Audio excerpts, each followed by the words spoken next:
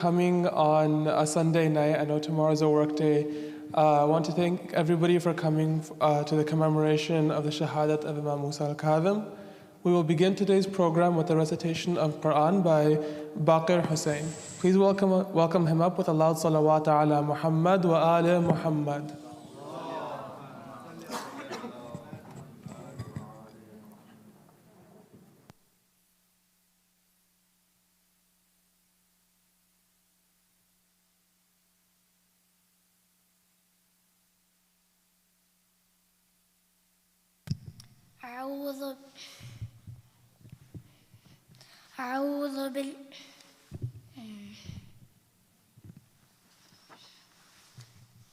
أعوذ بالله من الشيطان الرجيم.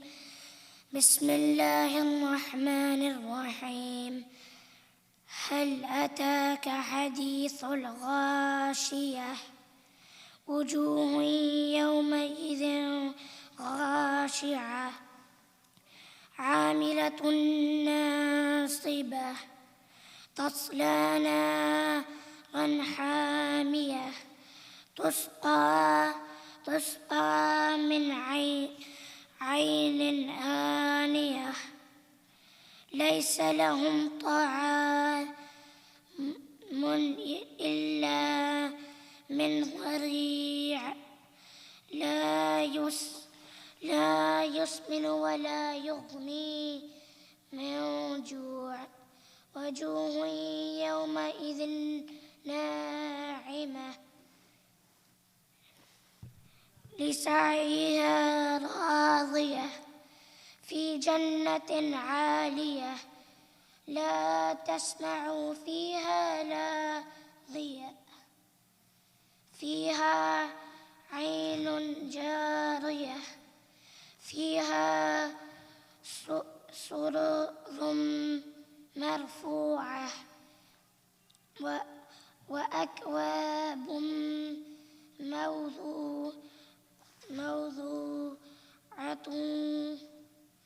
موضوعة ونمارق مصفوفة وزرابي مبثوثة أفلا ينظرون إلى الإبل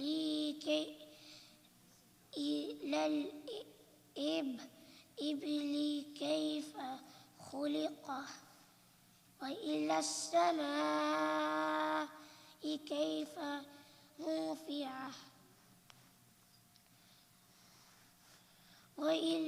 وإلى الجبال كيف نصبت وإلى الأرض كيف سطحت فذكر إنما أنت مذكر لست عليهم بمسيطر إلا من تولى وكفر فيعذبه الله العذاب الأكبر إن إلينا إيابهم ثم إن علينا حسابهم. صدق الله العلي العظيم.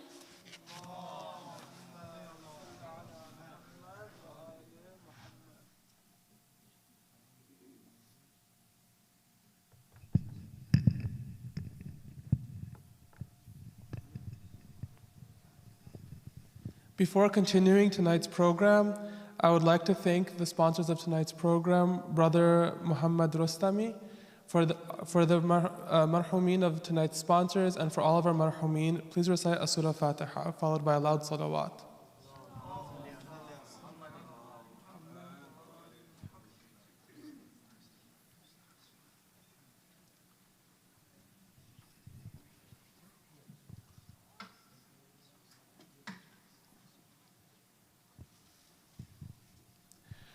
We will now have a short biography of the Imam by Sister Zahra Razavi. Please welcome her up with the loudest of salawat ala Muhammad wa ali Muhammad.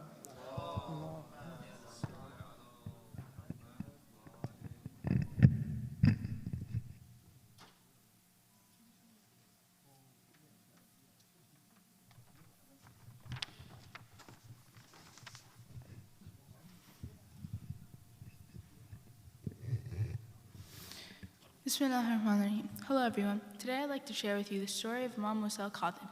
He was born on 128 AH and was the seventh Imam in the family of Prophet Muhammad. His father, Imam Ja'far as-Sadiq, was a great scholar, and Imam Musa al-Kadhim inherited much of his wisdom and knowledge. Imam Musa al-Kadhim is known for his great patience and kindness. His title, al-Kadhim, means the one who swallows his anger. This was because he was able to stay calm and not get upset, even when he faced many difficult situations.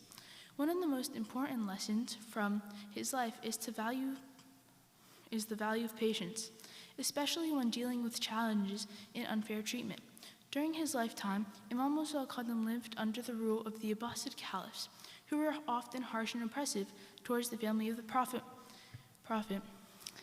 Imam Musa was put in prison several times by the Abbasid rulers because they often felt threatened by his popularity and his teachings.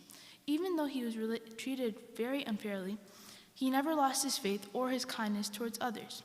He spent his time in prison continuing to teach his followers about Islam, guiding them to live good, honest lives. One of the things that people admired most about Imam Musa al-Kadhim was his ability to forgive. Even when he was wronged, he showed mercy and never sought revenge.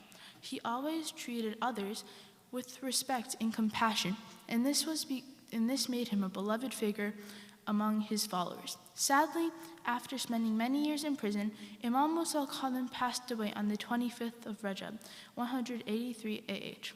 He died while still in captivity, imprisoned by the Abbasid Caliph Harun al-Rashid.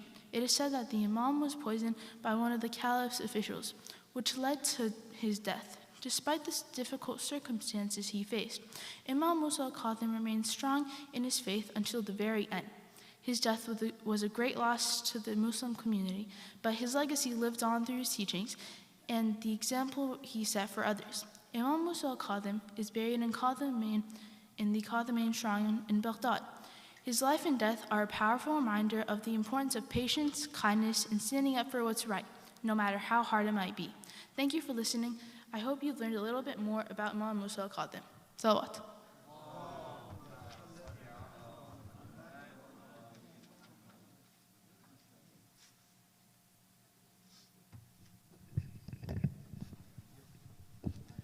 Thank you, Sister Zahra, for that very informative speech.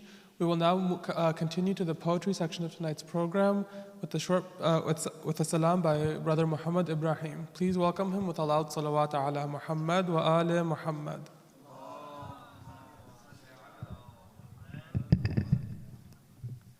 Salawat.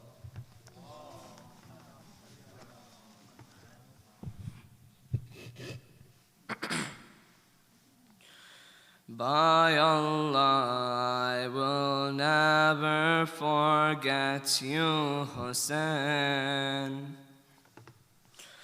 For you I cry each day and night. My tears won't dry.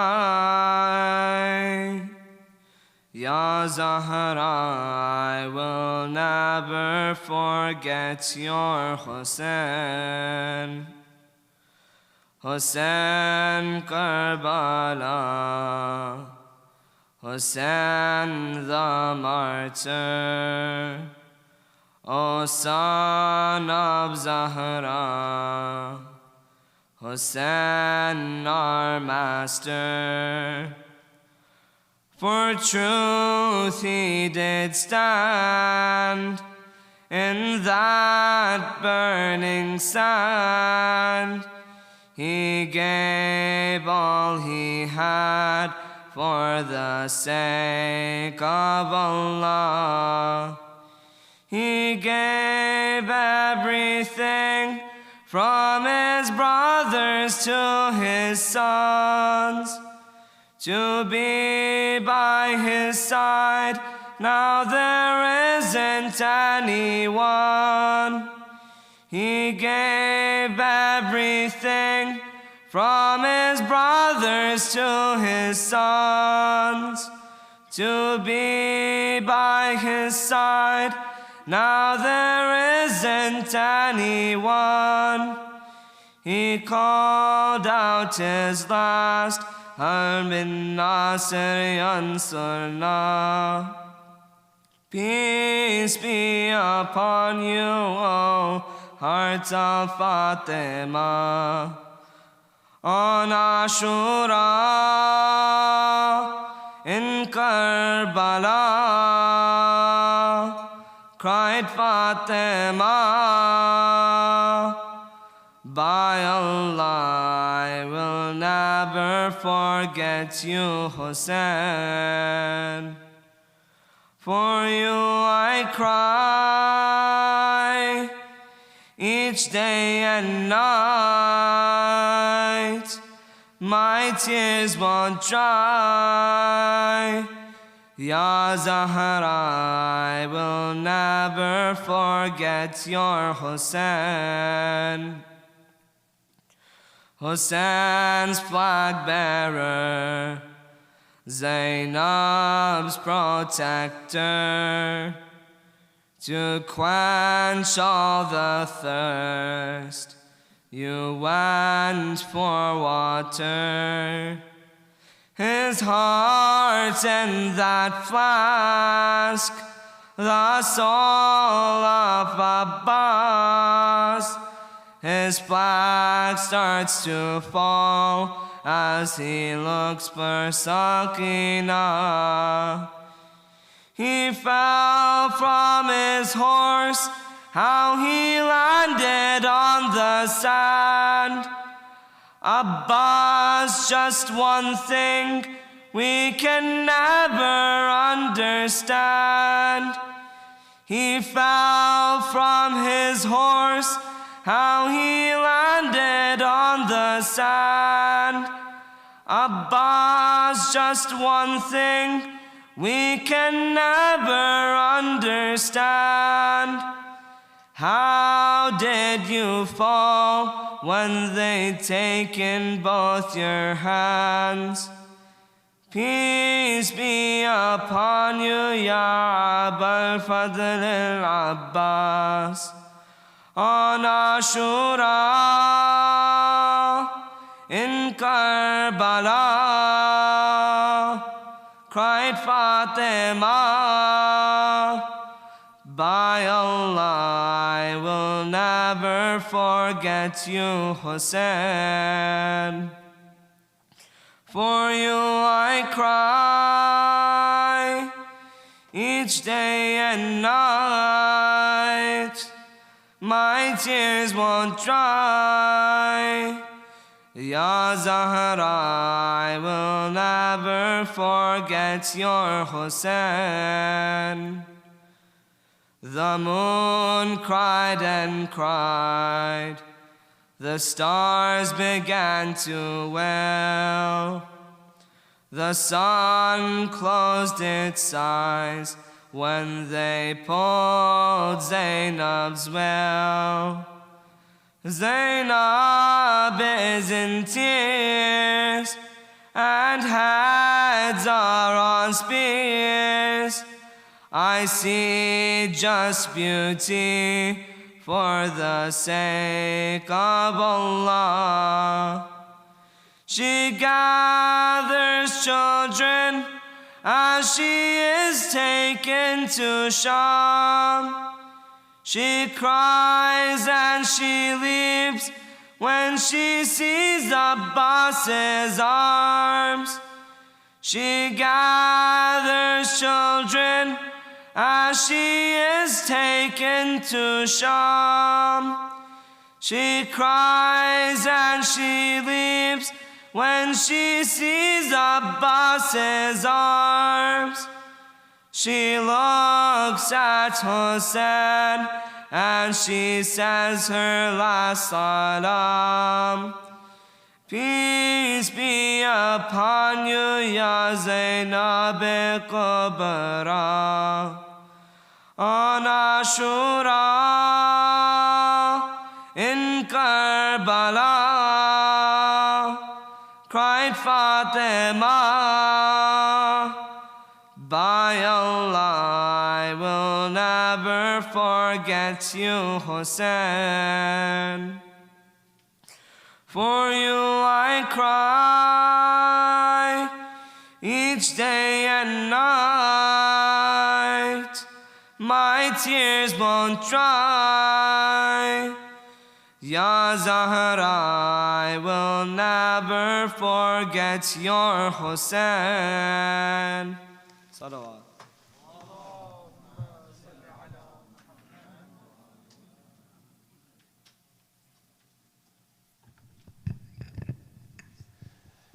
Thank you, Brother Muhammad Ibrahim, for that very eloquent poetry. I would now like to welcome, with the loudest of salawat, Hujjat al-Islam Sayyid Sulayman Hassan to begin tonight's speech. Please recite a loud salawat.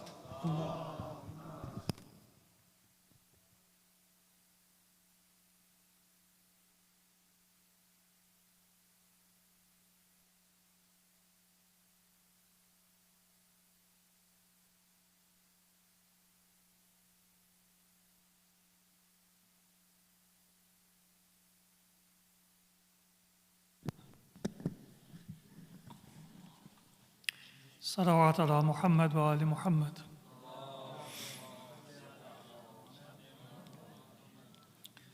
سورة الفاتحة. بسم الله الرحمن الرحيم. الحمد لله رب العالمين الرحمن الرحيم مالك يوم الدين. إياك نعبد وإياك نستعين اهدنا الصراط المستقيم صراط الذين أنعمت عليهم غير المغضوب عليهم ولا الضالين. أعوذ بالله من الشيطان الرجيم. بسم الله الرحمن الرحيم. الحمد لله رب العالمين بارئ الخلائق أجمعين، والصلاة والسلام على أشرف الأنبياء والمرسلين، المبعوث رحمة للعالمين، شفيع المذنبين وحبيب قلوب الصادقين، سيدنا ومولانا أبي القاسم محمد. اللهم صل على محمد وعلى أهل بيته الطيبين الطاهرين الهداة المهديين، ولعنة الله على أعدائهم إلى قيام يوم الدين. رب اشرح لي صدري ويسر لي أمري واحلل عقدة من لساني يفقه قولي. أما بعد، السلام عليكم ورحمة الله وبركاته. Today was the 25th of the month of Rajab, and it is the eve of the 26th of the month. And on these 2 days, the 25th and the 26th of the month of Rajab, we commemorate two very important and very tragic events in the history of Islam. According to the majority opinion of our historians and scholars, the 25th of Rajab is the anniversary of the martyrdom of our seventh Imam, Imam Musa ibn Ja'far al-Kadhim alayhim as-salam. And it is reported in history that the 26th of the month of Rajab is the anniversary of the death of the uncle of our Prophet and Imam Ali, Abu Talib alayhi salam. So these are two very important personalities. One is a ma'soom and an imam, and an heir and successor of our Prophet, and one was the guardian and protector and the parent and a father figure for our Prophet. Abu Talib alayhi salam had a very important role, not just in caring for the Prophet, but in strengthening and supporting the mission of Islam and the spread of the teaching of the Prophet in the very beginning of his mission, in those most difficult and those darkest of days. And that is where I would like to begin, as a reminder for all of us that when you live in a time of great injustice or oppression, sometimes if you have a conscience and you have a soul, your heart says that I want to just call out all of those who are evil and unjust and oppressors, and I want to call out their oppression, I want to call out their hypocrisy, I want to call out their evil, just so that my conscience can be at peace. Now, this is true on a global level when we see genocide and injustice in the world. It might even be true on an individual level. Sometimes, we have a relative or a family member, sometimes even within our own household, and we feel that they have been unkind to us. They have been unjust to us, and because of that perception of injustice, right or wrong, sometimes it is justified that we feel that way, sometimes it may not be fully justified. But in both cases, we sometimes have this desire that, one day I just want to let them know what I am thinking and how I am feeling, and I want to call it out. It might be my parent. It might be my spouse. It might be a sibling or a cousin or a relative or a long-time associate or friend that, I just want to say that I feel like you are ignoring me, or you are taking advantage of me, or that you are taking me for granted. And we want to just speak our heart and our mind.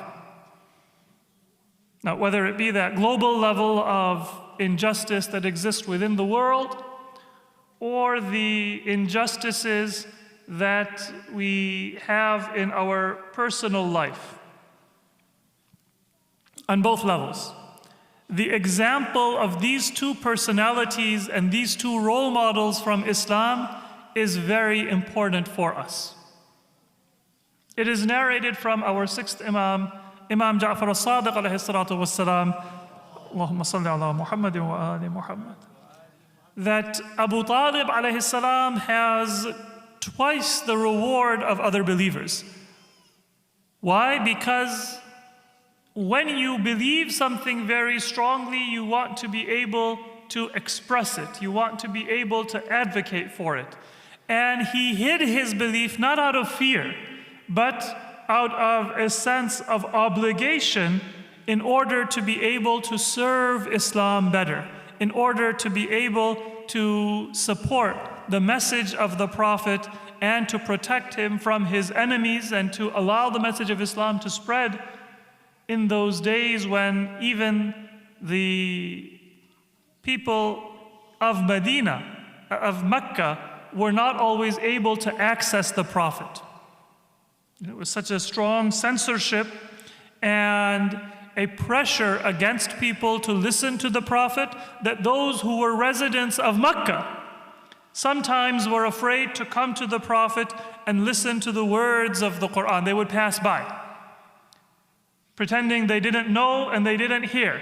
And maybe they even had a curiosity or a desire, but because they were afraid of Abu Lahab, or they were afraid of Abu Jahl, or they were afraid of Abu Sufyan, or they were afraid of Umayyah or the other enemies of the Prophet, even those who were from Mecca sometimes did not have easy access to the Prophet. So imagine those people who were from outside of Mecca. Maybe some of the people from Yathrib at that time, or Ta'if, or the Arabs who would come for pilgrimage. If they had heard of the Prophet, they would be even more afraid and have an even more difficult time to come to the Prophet. In that difficult era, it was Abu Talib alayhi salam, whose protective support of the Prophet allowed the Prophet to be able to continue his mission and even to be able to convey his words to those who had not heard it. And the same thing is true of our seventh Imam. I will speak a little bit about the difficult circumstances at the beginning of the Imamat of our seventh Imam and how he kept a low profile in the very early days that were the most difficult. And the reason for that is, as we said about Abu Talib alayhi salam, that there is a mission and a goal that you have. There is an obligation that you want to fulfill. So what you speak about and how you speak about it, it is based on what your goal and what your obligation is. Sometimes we as followers of Ahlul Bayt, when you read history, you hear about how much Ahlul Bayt were oppressed. Our Prophet himself in his last days, if you read not just the reports that have been transmitted by the Imams from Ahlul Bayt and from the Shia, but the general history of the Muslims. The events in the final days of the Prophet, they are reported in Sahih al-Bukhari and Sahih Muslim, where the Prophet says that bring to me pen and paper so that I might write for you a will, after which you will not go astray. And there is a commotion and there is an argument, and some people say, na'udhu billah, that the Prophet is in delirium and is not speaking within his senses. So this is a coup. This is a direct disobedience to the command of the Prophet. When you hear about those incidents in the time of the Prophet, for which a companion of the Prophet like Abdullah ibn Abbas would weep when he remembered those events. So sometimes my heart is also filled with righteous anger. And then you hear about the events of Saqifa. And then you hear about the innovations and the deviations that were brought into the pristine message of the Prophet in the years and in the decades after his death, including a prohibition on even narrating the words of our Prophet. And when you are filled with a righteous anger, then you might think that, well, I'm going to call out those people who committed these crimes and those people who respect them or admire them even until the present day. It might be you find a friend or an acquaintance who is a member of another school of thought within Islam, and you sit them down and you say, let's have a debate. Or it might be that you write a message online or post a video and you call it out. But is that the right course of action or not? Sometimes it might be cathartic, meaning it might give you a little bit of peace of mind that, I spoke something which is true. But in Islam, we don't say what we feel we need for our own catharsis before we examine what is it that is helpful and constructive for the religion and the mission that we believe in. Sometimes to speak something indirectly is more effective than to say it directly. Sometimes silence is more effective than an explicit mention of something which the other person may misunderstand or may misinterpret. And this is something that we learn first and foremost from Abu Talib alayhi salam and the high admiration that the Imams gave to Abu Talib, it wasn't just to answer the false accusation made by the enemies of Ahlul Bayt, that Abu Talib was not a believer. Just like people had animosity to Imam Ali, they had an animosity because of the Prophet and because of Imam Ali to Abu Talib. And this was an animosity that combined the Umayyads and the Abbasids. The Umayyads, because they didn't want any mention of Bani Hashim, and they didn't want any honor to come to the Prophet or to Imam Ali. And so they hid the virtues of Abu Talib. And the Abbasids, they were members of Banu Hashim. Their whole claim to legitimacy was based on their relationship to Prophet Muhammad. But they were descended from one uncle of the Prophet, Abbas ibn Abdul Muttalib, who, at least according to history, was a latecomer to Islam. There are different opinions about the nature of his relationship to the Prophet while he lived in Mecca and the Prophet had made hijrah. And some say that he was providing an indirect role in support of the Prophet in Mecca, but there is no doubt that the level of sacrifice and the level of devotion that was showed by Abu Talib alayhi salam, that was not equaled by Abbas ibn Abdul Muttalib. Although we also respect him as an uncle of the Prophet and as somebody whom the Prophet honored and respected in his life. But his apparent acceptance of Islam was associated with the conquest of Mecca.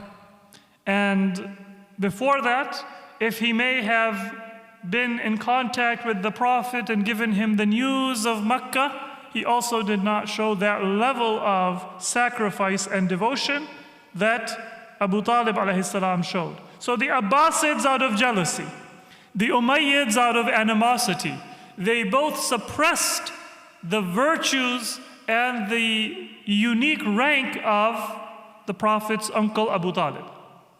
The Imams insisted that it is important for a person to believe that Abu Talib alayhi salam was a mu'min and that he has a right on all of our shoulders. Because if we know about Islam and if we follow the Prophet, then to a large extent it is because of the sacrifices of Abu Talib and the family of Abu Talib.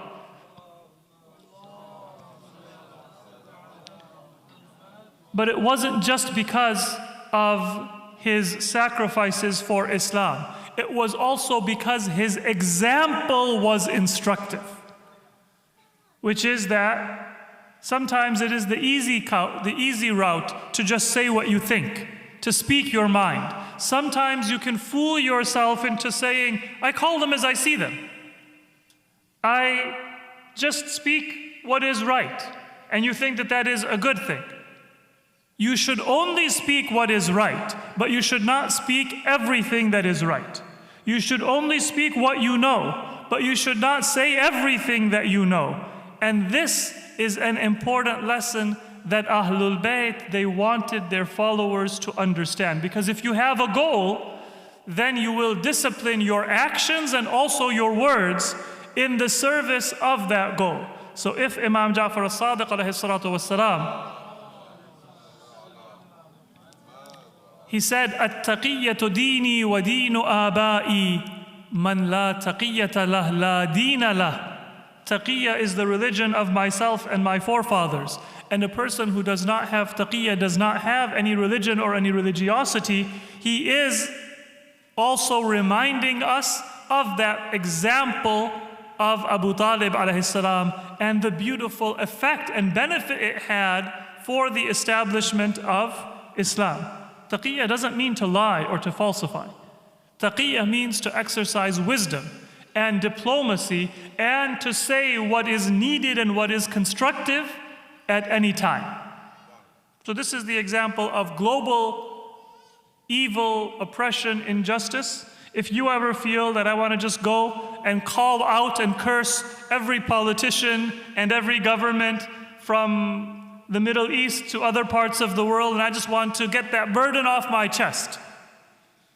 And your service for the path of justice and your service for Islam is not to get a burden off of your chest. Your service is to support that message of truth. Sometimes that is by being explicit and calling out what is needed.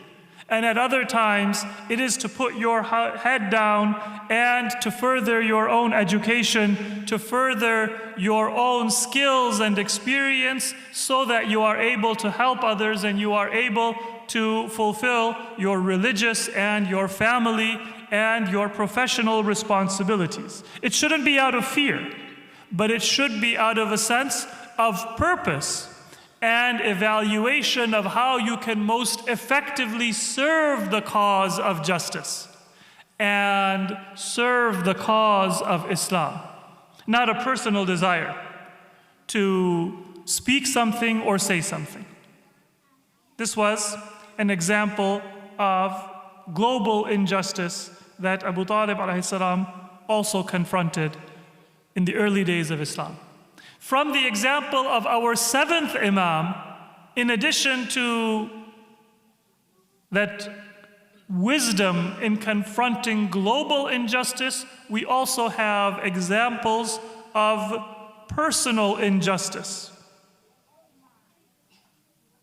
In fact, the most well-known title of our seventh Imam is al-Kadhim. And al-Kadhim means the one who suppresses his anger. Now, of course, your anger and my anger is sometimes unjustified. I just had a bad day. Somebody cut me off on the road and put me in a bad mood. And so I come home and I'm angry, and that anger is itself unjustified. And so if I suppress that anger, then yes, it is a good thing, but the anger itself also was not justified. Imam Musa Kadhim was a ma'soom. His anger was never unjustified. His anger was never because of a bad day that he had, God forbid, or a deficiency or a weakness in his own personality. His anger would only have even come up in his heart if there was a true evil or injustice that he had been exposed to or that he had suffered. That is the difference between a ma'soom and a non-ma'soom. When I get angry, sometimes it is justified and sometimes it is not. But when the Prophet gets angry, or when one of the ma'soomeen gets angry, then it is only due to a just cause. And this is why our Prophet has said in praise of the ma'soomeen from his family, for example, about his daughter Fatima al-Zahra alayha salatu wassalam, إِنَّ اللَّهَ يَرْضَى لِرِضَاهَا وَيَغْضَبُ لِغَضَبِهَا. Allah is pleased at her pleasure and angered at her anger, because the pleasure of Fatima Zahra is not her pleasure. As a ma'soom, she was only going to be happy at something that is pleasing to Allah, and she will only be angered by something that is displeasing to Allah. If you want to know what does Allah think about something, then you can look to Prophet Muhammad, you can look to Imam Ali, you can look to Fatima Zahra, you can look to Imam Hassan and Imam Hussein, and their own emotional response to anything that is taking place in front of them is not just a personal response, but it is a reflection of the teaching and of the values of Islam, the pleasure or the displeasure of Allah subhanahu wa ta'ala in the highest heaven. Sallu ala Muhammad wa ala Muhammad. So Imam Musa Kadhim, if he were to get angry, then it would only be at a person or in a circumstance where it would be justified. And yet the attribute that he was most known for, and this title al-Kadhim, it is not just the followers of Ahlul Bayt or the Shia. This is the title that he is most known by in Islamic history. Throughout the length and breadth of Muslim historians and writers, he is Musa al-Kadhim ibn Ja'far al-Sadiq alayhim as-salam. This was his well-known title. He was most known for the attribute that when he would become angry, meaning when there was a just cause for him to speak in anger to somebody or to punish somebody, it wouldn't be unfair. But then he would suppress that anger and speak words of kindness and forgiveness. And the people of Medina, they knew him by this attribute, and that title had spread throughout the other lands of Islam as well. According to historians, there was a certain fame to the money bags of Imam Musa al-Kadhim. In the days of the Imams, currency was coins, gold coins or silver coins. So people would keep those coins in bags. They were called surra. Surra is a bag in which money would be kept, coins. And historians have said, كَانَ يُضْرَبُ الْمَثَلْ بِسُرَّةِ Musa al-Kadhim alayhi salam. The people of Medina, they would give that example in their common speech and idiom of the bags of Imam Musa al-Kadhim alayhi salam that he would gift people who came to him and asked, to the needy, to beggars, and to people who had been unkind to him. The response of Imam Musa al-Kadhim was often to show generosity to people when they expressed anger or animosity towards him. And this is a reality that in many cases when there is animosity, it is because somebody feels slighted. It is because maybe somebody is envious, especially if you have a close relationship, if you have a relative, if you have somebody that you may have grown apart from. Maybe you had an invitation at your house and it slipped your mind to invite them. And they heard about it, and that is hurtful. If I know that a relative has forgotten me, even if I understand that maybe it was not intended, but I might feel hurt. So sometimes the animosity, it comes from these slights, which are intended or unintended, from jealousy or competitiveness within a family, and oftentimes giving a gift. And especially if a person is going through difficult times, then when you are in debt, when you are stressed, then it is the easiest time for shaitan to whisper things against your friends and against your family, even without any kind of justification. So this practice of Imam Musa al-Kadhim, it is an example and a role model for us. It's easy for you to say that, all right, if that person is upset with me, then I don't need them. So they can keep their own opinions to themselves. I don't need to have any kind of a relationship with them either. If they don't like me, or if they're going to hold something against me, then I don't have any need of them. But the example we have from our Imams is try to break that ice. Try to build a bridge even with people who may have animosity. And one of the best ways to do that is to send a gift. In times when people are poor, the best gift is often to give them financial assistance. But don't call it assistance, call it a gift. Call it an expression of affection and love. And if there is something else that you can do, keeping in touch, then that is another way to keep a relationship open, even if it is not going to be the ideal relationship that you may have wanted, but it will still be a relationship that is better than a lack of contact. So whether it be global injustice or whether it be personal injustice, the example of our Imam Musa al-Kadhim and the example of Abu Talib, it reminds us to be purposeful and to be worshipful of Allah in how we respond. Don't respond on your own terms. Don't respond based on what the other person deserves. Don't respond based on what you feel or what you want or even what you think would be justified. But respond in terms of what would be the most pleasing to Allah subhanahu wa ta'ala. Remember that Abu Talib had the greatest reward لأنه كان يكتم إيمانه, because he hid his faith and did not publicize it. Remember that the attribute for which our seventh Imam was most known is al-Kadhim, the one who would suppress his righteous anger for the sake of Allah, for the sake of a higher purpose. Sallu ala Muhammad wa ala Muhammad.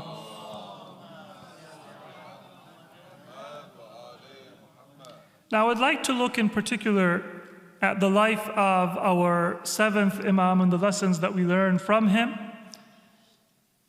Our seventh Imam, he lived for a period of about 55 years. So it was not a terribly long life by the standards of that time or by the standards of our time, but it was a very important period in the history of Islam and in the life of Ahlul Bayt and the story of the followers of Ahlul Bayt, which is the story of Islam in its genuine and its pristine form. Out of those 55 years, 35 years were the period of the imamat of our seventh Imam.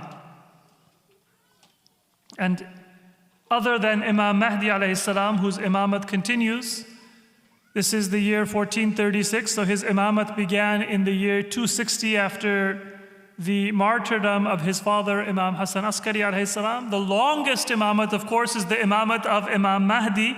May Allah hasten his appearance and allow us to witness the establishment of his government and his mission throughout the world. Salawat ala Muhammad wa ali Muhammad. But other than Imam Mahdi, the longest imamat is the imamat of our seventh Imam, Imam Musa al-Kadhim alayhi salam, 35 years. Just a little bit longer than the imamat of his own father, Imam Ja'far al-Sadiq, and the imamat of our 10th Imam, Imam Ali al-Naqi al-Hadi, and according to some narrations, the imamat of our 4th Imam, Imam Ali ibn al-Husayn Zain al-Abidin, because there is a difference of opinion about his martyrdom. Many say that he was martyred in the year 94 after the Hijrah. That would place his imamat about 33 years. There is another opinion that he was martyred in the year 96 after Hijrah. So from the martyrdom of Imam Hussein to 96, that is also about 35 years. But according to the well-known opinion, the longest imamat other than the imamat of our own Imam Mahdi alayhi salam is the imamat of Imam Musa al-Kadhim. And this was a period of the greatest power and authority and prestige of the Abbasid government. You know, the romanticized version of Islamic history, the golden era of Islam, the Arabian Nights, and in many cases the historical memory that people have of Islam. That golden age was the Abbasid period, beginning with the era of Harun. And Harun was the Imam during the imamat of our 7th Imam. And it continued during the period of his son Ma'mun. They are known commonly as Harun al-Rashid and Ma'mun al-Rashid. This is a title given by those who admire the glamour and the power, prestige, the wealth of the Abbasid Caliphate. And truly it was a time of great prosperity, expansion of Muslim territories, scientific and technological advancements, and great scholarship in different fields in literature and Islamic sciences. In many cases, that was in spite of the government and not because of the government. But that title, Rashid, it was given to Harun and to Ma'mun because of the prosperity of the empire that they ruled. In fact, you know how the British Empire was once called the empire on which the sun never sets?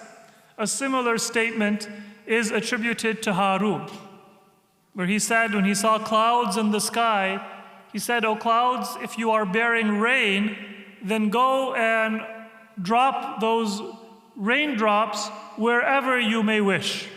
Because whatever land you water with your rain, crops will grow, and I will get the tax from those crops. Because wherever those clouds may go, it was within the territory and within the empire that was ruled by Harun. So this was a period of great prestige. And you can imagine how much power and how much oppression a powerful emperor like Harun could bring to bear upon an imam who refused to legitimize and support the evil and the injustice that was done by that government. So this is a very important time in the story of Islam and the development of Shiism. This brings us to one area of similarity between Abu Talib and Imam Musa al-Kadhim. I mentioned that Imam Musa al-Kadhim is similar to his ancestor Abu Talib in the opposition of evil and injustice and the global kind of oppression that existed in society. To understand the circumstances of our seventh Imam, Sallu ala Muhammadin wa ali Muhammad,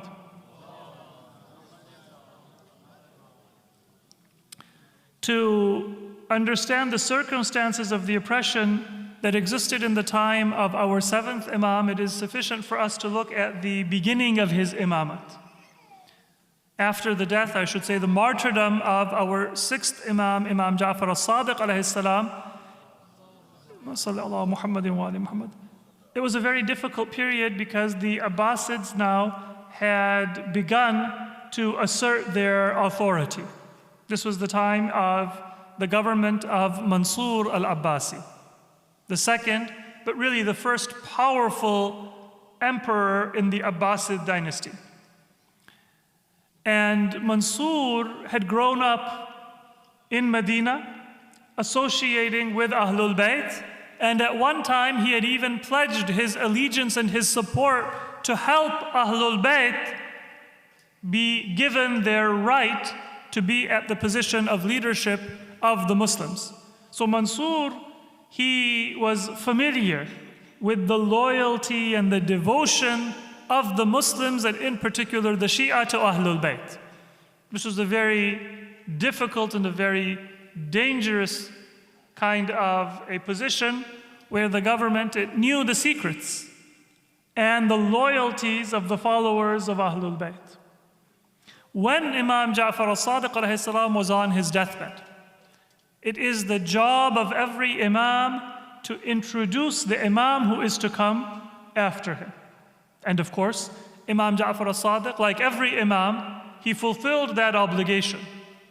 But now, Mansur already knows that the followers of Ahlul Bayt consider Imam Ja'far al-Sadiq to be their Imam. And Mansur also knows that the Imam will announce and appoint his successor after his own time.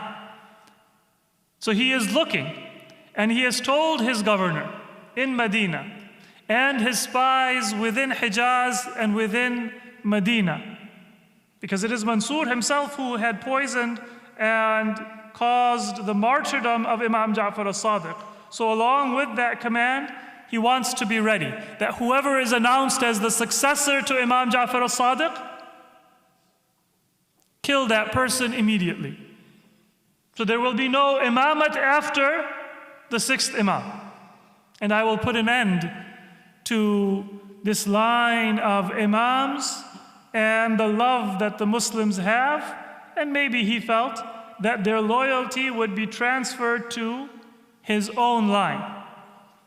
Just as a footnote, some of you may be familiar that there are different ahadith that circulate about the name and the identity of the Mahdi at the end of time.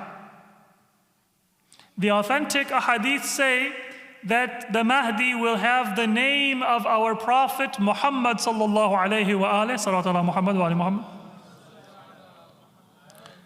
and that he will be a descendant of Imam Ali and Sayyid Fatima alayhim as-salam, and that he will fill the earth with justice after it had been filled with injustice. And these ahadith are found in both Shi'i and in Sunni sources, and they are authentic, and they are a matter of consensus among all Muslims, barring a few individuals whose disagreement is not even worth mentioning, but otherwise it is a matter of consensus among Sunni ulama and Shia ulama that there will be a Mahdi who will come and in a sense save Islam at the end of time, and he will be descendant of our Prophet through Imam Ali and Fatima Zahra, and his name will be the same name as the Prophet.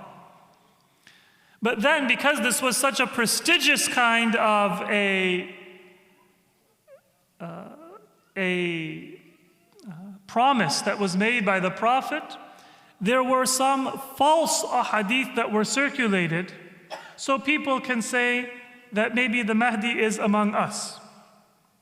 One of them is that the Mahdi will be from the family of the Prophet and not from the descendants of the Prophet. We don't need to spend a whole lot of time asserting that this is wrong, because it is a matter of consensus among Sunni and among Shia that the Mahdi will be a descendant of Imam Ali and a descendant of Fatima Zahra, and through their line a descendant of our Prophet. But at one time, there were efforts made by governments to circulate a different story. It is a member of the family of the Prophet, but not necessarily a descendant of the Prophet. And then, to also add a little bit of prestige, they said that his name will be Muhammad and his father's name will be the name of the father of the Prophet. This ahadith, although it is also not accurate, has found some acceptance among some of the muhaddithin and the scholars who are not followers of Ahlul Bayt. So, the Mahdi will have the name of the Prophet. This is a matter of consensus and it is accurate. But the name of the father of the Mahdi, because of some of these ahadith, a number of Sunni scholars, they say that he will be Muhammad ibn Abdullah. Of course, a Muhammad ibn Abdullah who is a descendant of Imam Ali and Fatima Zahra. But where were these ahadith circulated and originated? In some cases, it was by the Abbasids who wanted to say that the Mahdi is one of us. So what was the plan of Mansur? He wasn't like the Umayyads. He wasn't like some of the later Abbasid caliphs like Mutawakkil, who oppressed and marginalized the Shia. He wanted to oppress them not through marginalization, but by co-opting and by assuming the loyalties of the Shia, who at that time were the cream of the Muslim Ummah. If you look at resistance to oppression today, you will say that they are not only the cream at that time, but they are the cream at all times, and they are the cream of the Muslim Ummah even today. But Mansur, he wanted to have their loyalty. So what was his plan? I will cause the martyrdom of Imam Ja'far as-Sadiq alayhi salam. Whoever is announced as the successor of Imam Ja'far as-Sadiq, I will have that person killed immediately. And then my own son, I name him Muhammad. And Mansur was his title, but what was the name of Mansur? Abdullah. So he says, my son will be Muhammad ibn Abdullah. And who was the caliph after Mansur? His title was al-Mahdi.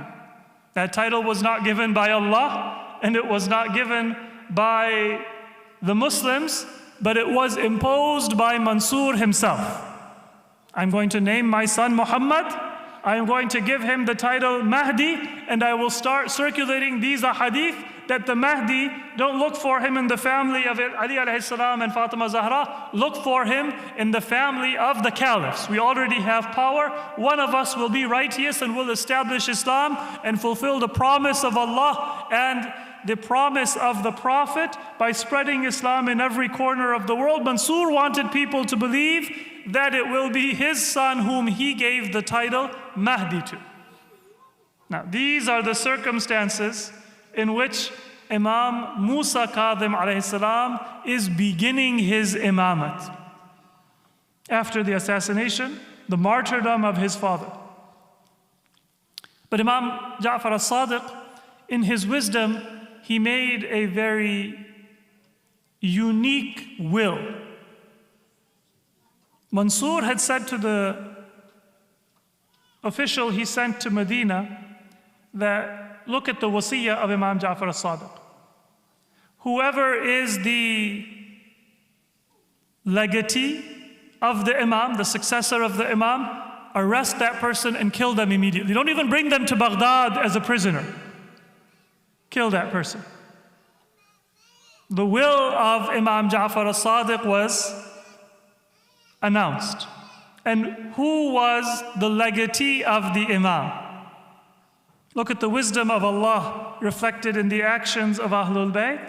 Imam Ja'far al-Sadiq said, I make my will to Mansur the Caliph and to the governor of Mansur in Medina and to my son Abdullah al-Aftah and to my son Musa ibn Ja'far and to my spouse Humayda al-Barbariya.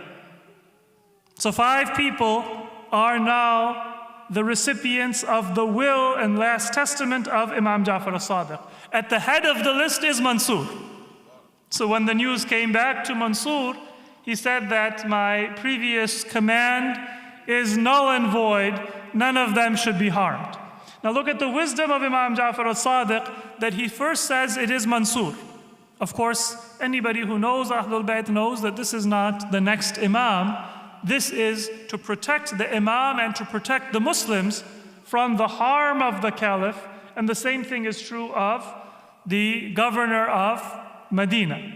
Those 2 names are there for taqiyya, for the protection of Islam, for the protection of the Imam, and for the protection of the believers.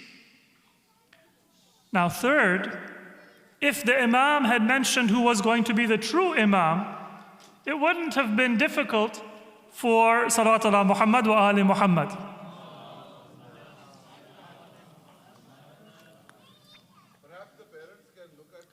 Sure, if we can, maybe we can have our conference. You guys, I know you're having a fun time, and inshallah, maybe you can have your conference after the program. But why don't you come sit next to your parents, and inshallah, we'll be ending before long. Inshallah, you'll have the time for your conference as well. Salawat ala Muhammad wa ali Muhammad.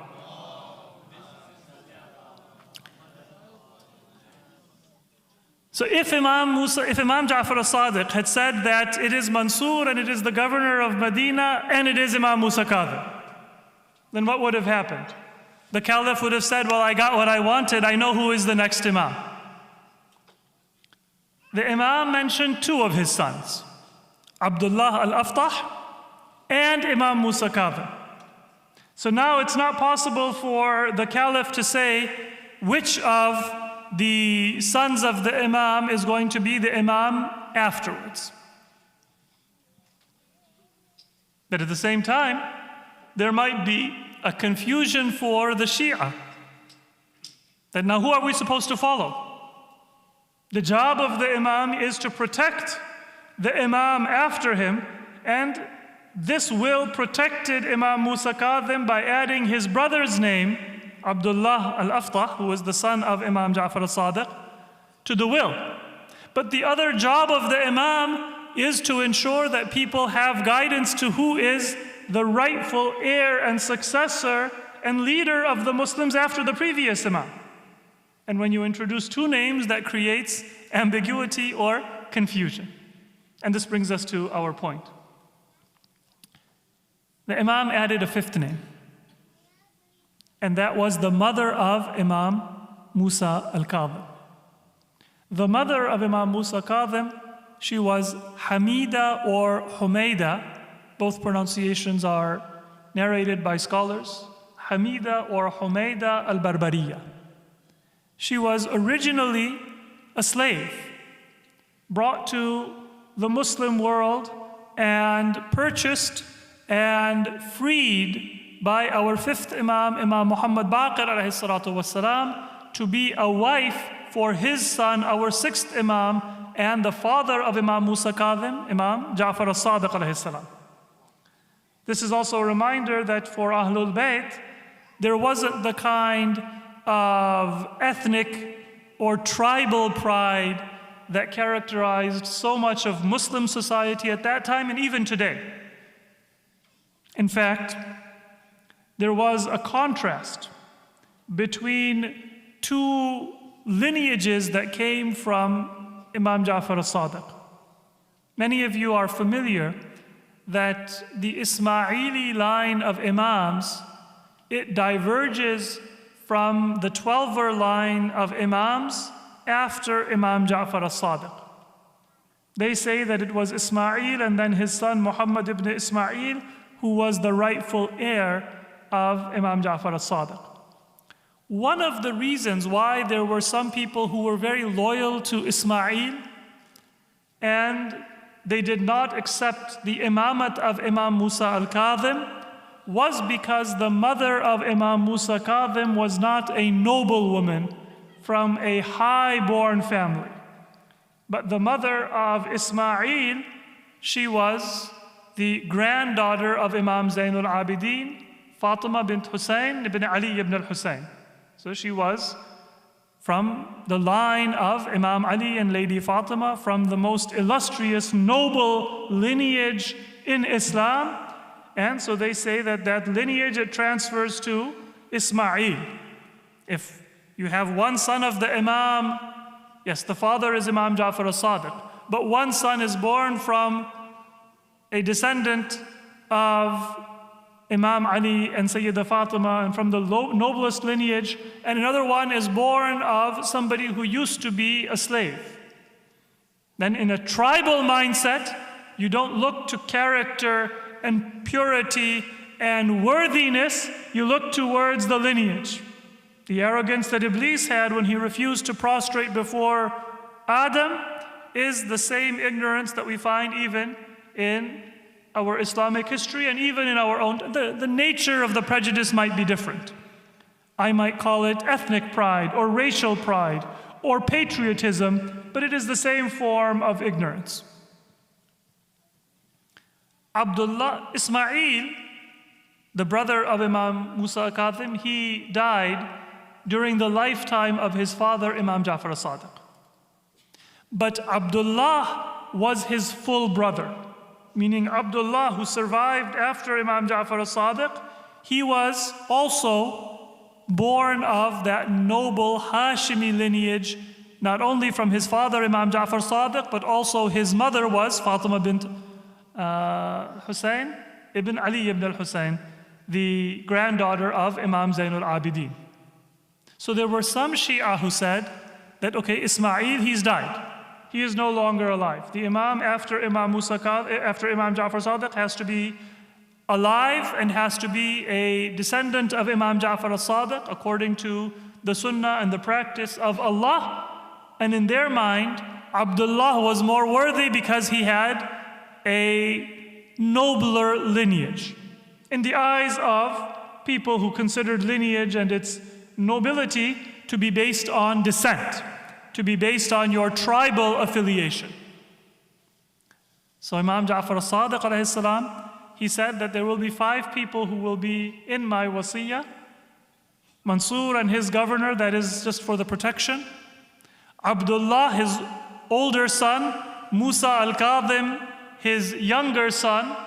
This is to protect Imam Musa Kadhim so that it isn't immediately obvious to the government that he is the Imam. In fact, if anything, the government would suspect Abdullah al-Aftah because he was older and he had a noble lineage from his mother's side. And so that, according to the logic of a prejudiced or a tribal person, he would be the more rightful candidate. But then the 5th person the Imam put in his wasiyah was Humayda al-Barbariya, the mother of Imam Musa Kadhim. And this was the hint for the Shia that this wasiyah was made in order to protect the life, but also to guide people to Imam Musa al-Kadhim alayhi salatu wassalam. Salawat ala Muhammad wa ala Muhammad. This was a little bit of history, but it is an important history because this is where a division took place within the Shia that still exists today. The Ismaili and the Imami line, it differed at this time, and there were some other groups that came which did not last a long time in history and came to an end. But it gives you an idea of the difficult circumstances at the beginning of the imamat of our seventh Imam. He had to be very low profile and very careful. And in fact, during those early months, and according to some narrations up to a period of 2 years, the Imam very quietly, he guided people, answered people's questions, so that those Shia who were looking for guidance, they would know who is their rightful Imam. But he didn't make any grandiose kind of political pronouncements. He didn't challenge Harun and his authority explicitly. That was not going to be of benefit to the Shia at that time. It was not going to be benefit to the mission of the Imam. Gradually, once people recognized who was their Imam, and the imamat of our seventh Imam was firmly established, then the Imam did challenge the legitimacy of Harun and the Abbasids more explicitly. Many of you may be familiar with the narration. Some historians have reported it as in the time of Mahdi, and some have reported it as in the time of Harun. Either Mahdi, the caliph after Mansur, or Harun, who came after him. But in the time of one of these caliphs, and some people say that the incident was repeated, the caliph said that I would like to return the land of Fadak that was taken from Ahlul Bayt wrongfully. So tell me, what are the boundaries of Fadak? And Imam Musa Kadhim alayhi salam, without any fear, he replied that it is the boundaries of the Abbasid Empire. And the caliph, whether it was Mahdi was known because remember, his father had put that kind of a reputation that he is going to restore justice. So he was known for Raddul Dhulamat, for returning people's stolen property to them that might have been unjustly taken in the time of the previous governments. So whether it was Harun or Mahdi, they said, we would like to give you Fadak back. And the Imam said that Fadak is not just a small piece of land. Now you can say that your empire is big, so it's no big deal. Fadak was meant to establish the imamat and the authority of Ahlul Bayt. And if you want to restore it, then you have to restore the entirety of that right. Not just one small territory and make yourself feel as if you have done a great deed. And of course the caliph said that this is not something that is possible. So the Imam did challenge injustice, but at the appropriate time when he could effectively convey that message and not before that. And the final message from our seventh Imam that I would like to mention is a reminder from the Imam of separating ourselves spiritually and emotionally from injustice. Just briefly, I will mention the incident of Safwan al-Jammal. Safwan ibn Mahran al-Jammal was a well-known companion of our sixth Imam and our seventh Imam. And he was a wealthy business owner. He owned camels that he would rent out. This is how people would travel in that day. Just like today, you sometimes, you have livery companies that will rent out cars. So some of them, they are high-end cars that executives may rent when they are visiting another city or when they are traveling. And then you have other, levels. So Safwan, he had a large number of camels, and he had a business that the Caliph Harun would rely on when he wanted to travel for Hajj. One day, Safwan comes to the presence of Imam Musa Kadhim. And the Imam says to him, Safwan, I like everything about you. Kullu shay'in minka hasanun jameel. Everything about you is great, except one attribute. Safwan said, what is that attribute? Imam Musa Kadhim says that why are you giving your camels as on rent to Harun? So Safwan, he justified his action, and sometimes we make justifications for ourselves. He said that first of all, this is not for Harun to use my camels and travel to oppress somebody or do something evil, he wanted to rent these camels to go and do Hajj. Hajj is an act of worship. And I also took the precaution that I am not going to go with him. I made that contract, but I will send my workers and my employees, so I will not even have any contact with Harun myself. I thought that that is sufficient. But then he says to the Imam, you tell me what I should do. The Imam said that, tell me, does Harun owe you the payment of that rent when he returns from Hajj? Safwan said yes. The Imam said that, then do you hope that Harun will stay alive until he successfully completes the Hajj and is able to pay you for the service that you have provided? Safwan said, of course. The Imam said, then you will be with the oppressors.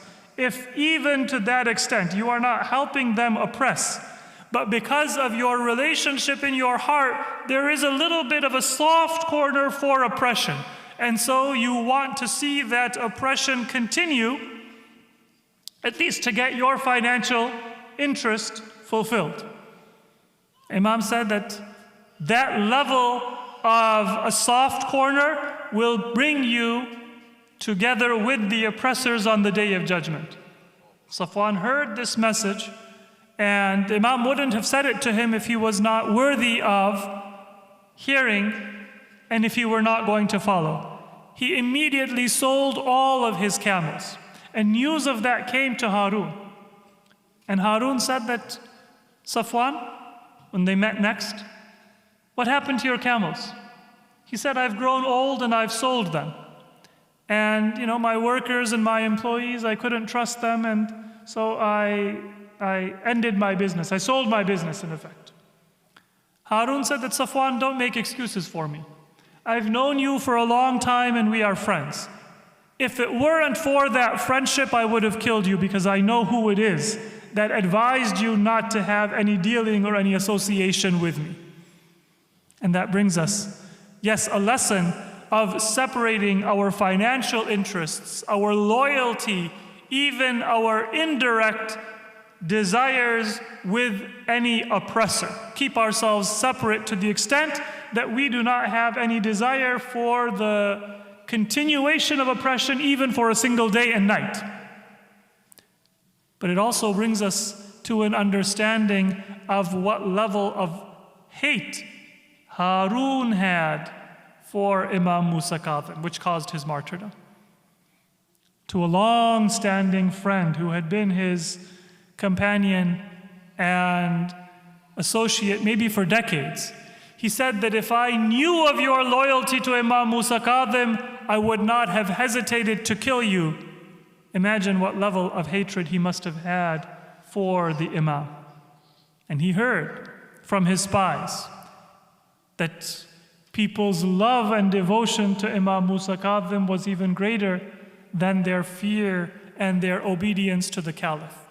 So he told his officials to arrest the Imam. Imam Musa al-Kadhim, he spent 2 periods of imprisonment, 2 periods of oppression and torture. But the difficulty Harun saw was that whoever he would tell to arrest Imam Musa al-Kadhim, after a time would become a devoted servant and lover of Imam Musa al-Kadhim. And several of them came to Harun and said that take this noble man away from our responsibility, or we will set him free. Because after seeing his character and his prayers, we know that he is not deserving of oppression or imprisonment. It is your injustice that has caused him to be imprisoned. So Harun, he said to his officials, tell me, who is the most hard-hearted, the most wretched, the most evil person that I can put Imam Musa al-Kadhim under his charge, and that he will show no mercy. And that is how Imam Musa al-Kadhim came under the imprisonment of Sindi ibn Shahe, the most ruthless and merciless of the officials of Harun, somebody you can compare to a person like Shimr, who wanted to show no mercy to Ahlul Bayt. And so severe was the imprisonment that all contact was cut off between the Imam and his Shia. It was like a period of ghaiba, that although the Imam was alive and he was in Baghdad, but he was completely cut off from his family and from his followers, until Sindhi ibn Shahe sent a message to some prominent people in Baghdad, because rumors had begun to circulate that the government has imprisoned and they will possibly martyr the Imam. So he wanted to say that we have not done any such thing. Poison was given to the Imam, and then after that poison was administered, prominent members of Baghdad society were brought into the dungeon where the Imam now was weak with the effect of poison and had difficulty moving and difficulty speaking. And Sindhi said, take a look at the Imam. He is not in any way injured. He has not been tortured. He is ill. And if he dies, it will be a natural death. And at that, the Imam lifted with difficulty his eyes, and he looked towards those who had come, and he said that I have been martyred, and it is poison that had been administered to me. Hearing those words, the jailer's face went white, and he realized that his plan to pass off the death of the Imam as a natural death, it would not be possible. Quickly those people were removed from the room in which the Imam was, and once again the Imam was now in prison. And in those final moments of his life, we can only imagine that Imam Musa Kadhim alayhi salam, he would have remembered the solitude and the suffering of his great-grandfather Imam Hussein alayhi salam. Although he was martyred through poison, he would have remembered that Imam Hussein alayhi salam, he was martyred surrounded by enemy soldiers with drawn weapons on a battlefield where he had only the scorching sands of Karbala under him.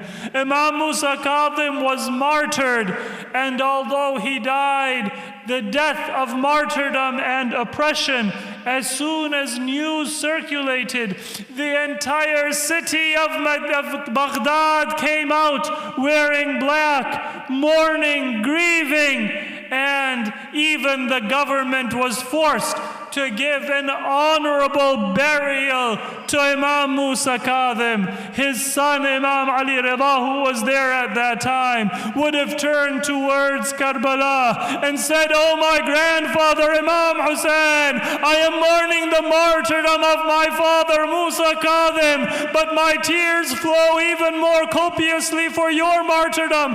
For although my father died a martyr, alone in prison, the entire city of Baghdad has joined me in mourning, and I will be able to bury him with full honor, and even the government that oppressed him will come and participate." But how was it that Imam Zainul Abidin, with his hands in chains, buried his father alone in Karbala? He dug a grave and he lowered the martyred body of Sayyid al-Shahada into the ground. Inna lillah wa inna ilayhi raji'un. وَسَيَعْلَمُ الَّذِينَ ظَلَمُوا أَيَّ مُنْقَلَبٍ يَنْقَلِبُونَ. Salawat ala Muhammad wa ali Muhammad. Once again, I request all of us to recite for the deceased members of our families, our community, the sponsors of today's program, for ulama and shuhada of Islam, Surah Al-Fatiha. Bismillahir Rahmanir Rahim. Alhamdulillahi Rabbil Alameen. Ar-Rahmanir Rahim. Maliki Yawmiddin. إياك نعبد وإياك نستعين اهدنا الصراط المستقيم صراط الذين أنعمت عليهم غير المغضوب عليهم ولا الضالين. صل على محمد وآل محمد.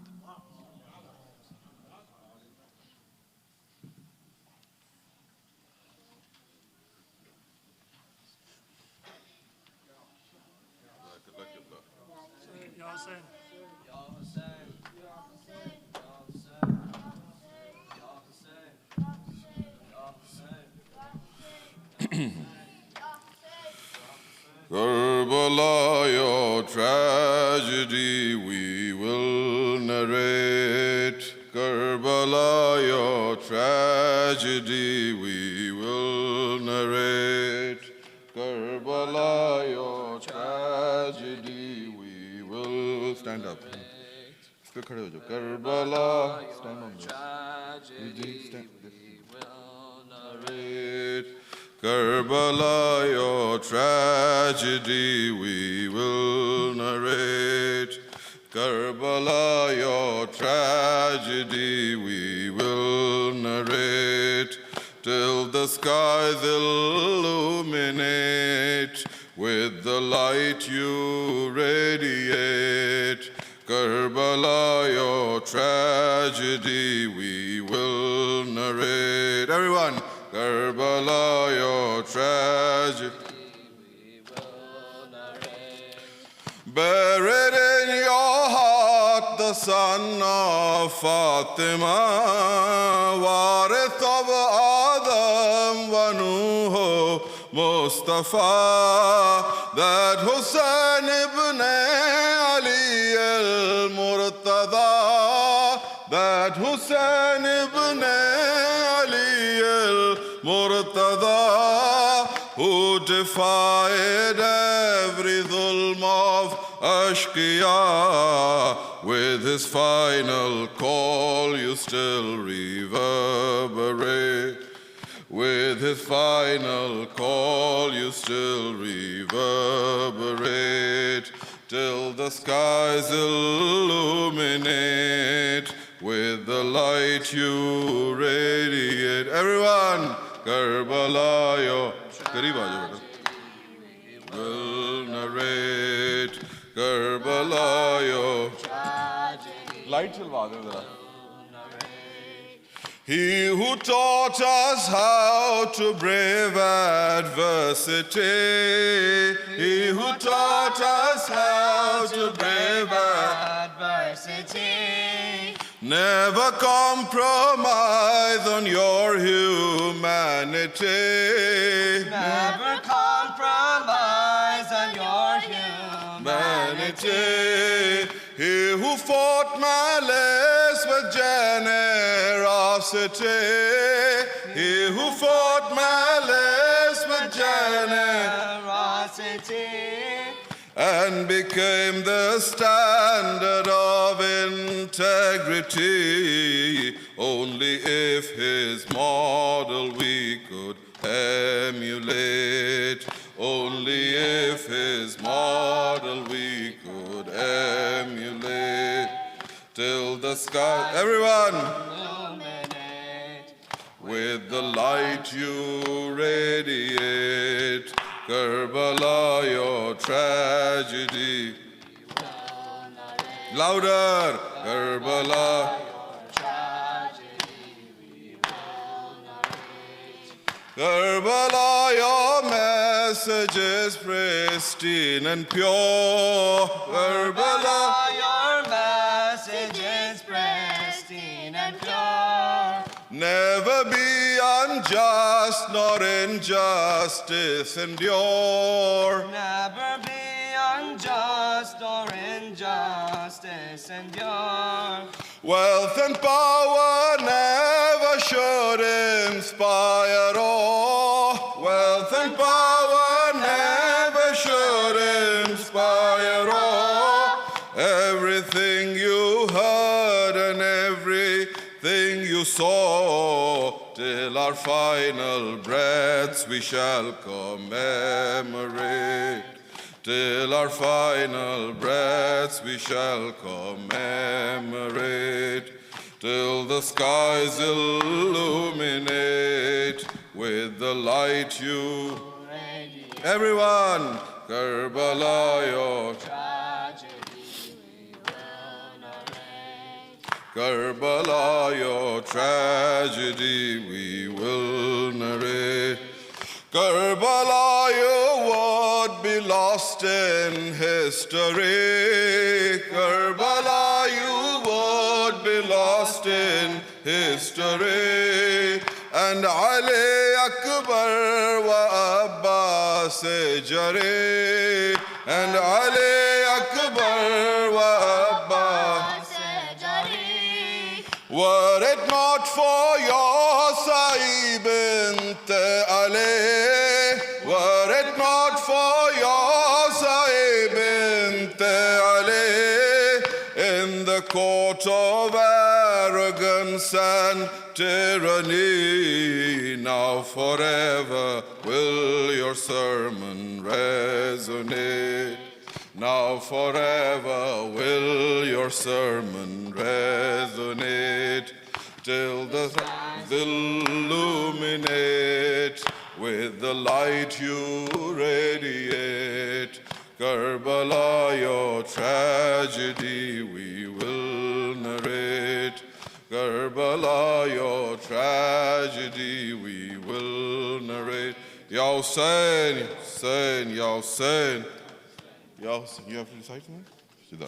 Ya Hussein, Ya Hussein, Ya Hussein, Ya Hussein, Ya Hussein, Ya Hussein, Ya Hussein, Ya Hussein, Ya Hussein, Ya Hussein. The Bab al-Hawaij, Imam al-Kadhim, the bridge of Baghdad and the morning followers. The Bab al-Hawaij, Imam al-Kadhim, the bridge of Baghdad and the morning followers. Everyone, Imam al-Kadhim, the bridge of Baghdad and the morning followers. The Bab al-Hawaij, Imam al-Kadhim, the bridge of Baghdad and the morning followers. The Bab al-Hawaij, Imam al-Kadhim, the bridge of Baghdad and the morning followers. His son Reza was his successor, the guardian of his Masuma.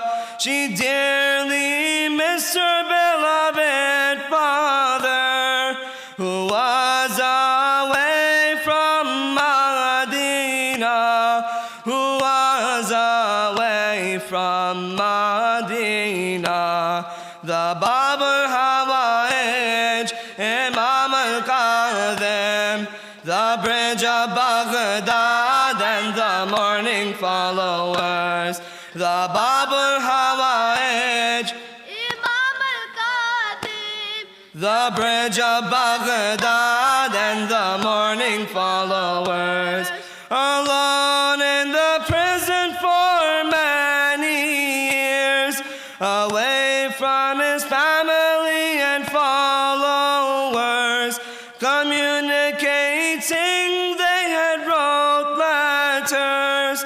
They yearned to see their true leader. They yearned to see their true leader. The Bab al-Hawaij, Imam al-Kadhim, the bridge of Baghdad and the morning followers. The Bab al-Hawaij, Imam al-Kadhim, the bridge of Baghdad and the morning followers. What poison did Harun give? His body infused to the shackling chains. What would happen to Masuma? How would she see her father's state? How would she see her father's state? The Bab al-Hawaij, Imam al-Kadhim, the bridge of Baghdad and the morning followers. The Bab al-Hawaij, Imam al-Kadhim, the bridge of Baghdad and the morning followers.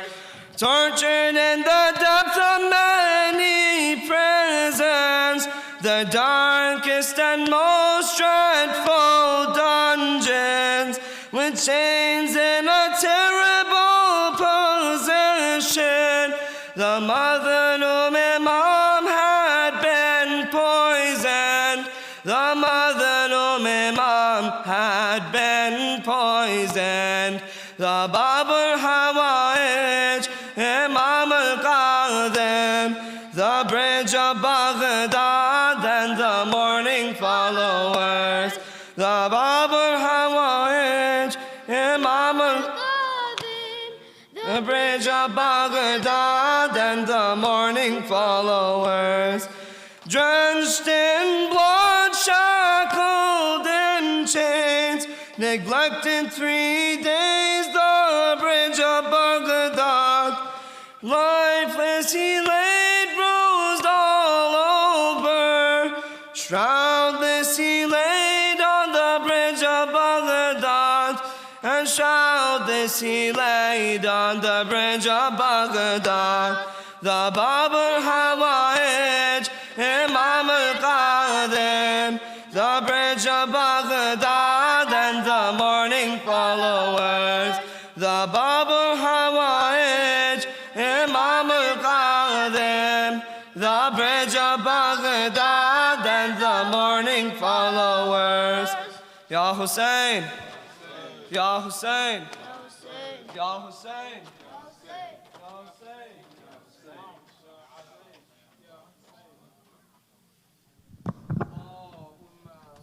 على محمد وآل محمد.